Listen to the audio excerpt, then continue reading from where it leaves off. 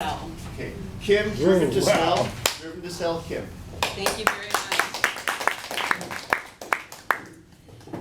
So I've been in sales for over 10 years, and I've been selling market-leading brands. Yet still there are days where I would look at my phone, and then I would look at my email, and then I'd look at my phone. It's the same concept when you're going into the kitchen and you open the refrigerator and it's packed full, but there's nothing really that you want to eat right then. But you still keep going back every 15 minutes just to check in case there was something that you missed. There were days where you just didn't have that drive to sell. But the problem is sales is not like any other job. It's fully dependent upon your drive.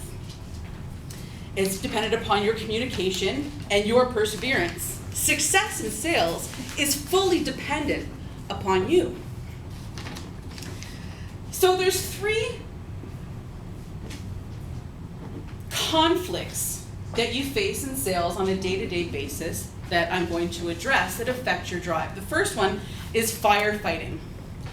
Firefighting is the feeling when you spend your entire day banging your head against the wall. When every call you get is a problem, is something that you have to chase and find a solution for, and then suddenly at 5 o'clock, you say, I didn't really accomplish anything today. That's firefighting, that's putting out fires. And the problem in sales when you spend all of your time putting out fires is you lose the drive to achieve more sales. Which is gonna bring me to the next conflict, which I like to call whelmedness.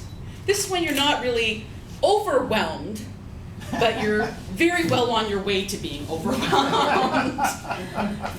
This is where at 5 o'clock you look down, you have no idea who you've called, who you've followed up with, what's going on, who you need to reach out to get to your next level.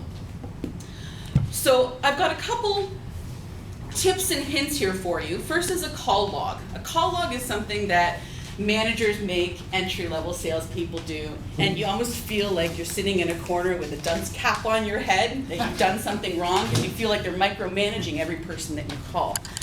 But a call log is something that when you're in that whelmed feeling really helps.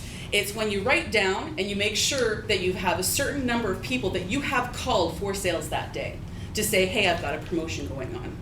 So this is when you step back from putting out fires, maybe take 5 minutes at lunchtime and make those 2-3 calls. Make sure you have something on your call log every single day. Another is email follow-up.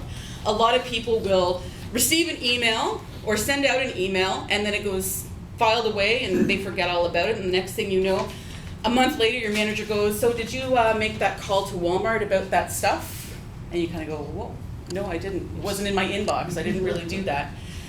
That's another thing to put in your call log. It's another thing to keep you on track and moving. And the last thing is the 30, 60, 90. It is like your vision board for sales. It is what you plan to accomplish in 30 days, what you plan to accomplish in 60 days, and what you plan to have accomplished in 90 days. So your 30, 60, 90 report is no longer than a half a page. And it's something that you review every single morning. So before you start, you review so that you're on track with what your 30, 60, 90 days are. So when you start putting out fires, in the back of your mind, you still remember what your end goals are. And if you're planning out to the 30, 60, 90 day point, and you're using your call log, and you're using your email follow-up, in 30 days, 60 days, or 90 days, you won't be spending your entire day fighting fires. And so that again will help with your drive to sell. So I worked for a CEO once that wasn't fairly well liked, but he did have a couple really good zinger quotes. And the first one he said, there are no bad salespeople. There are only salespeople who do not make enough calls. And that was very true. So as a sales and marketing Toastmasters, I will tell you today, go forward, send your communications, and sell more. Mr. Toastmaster.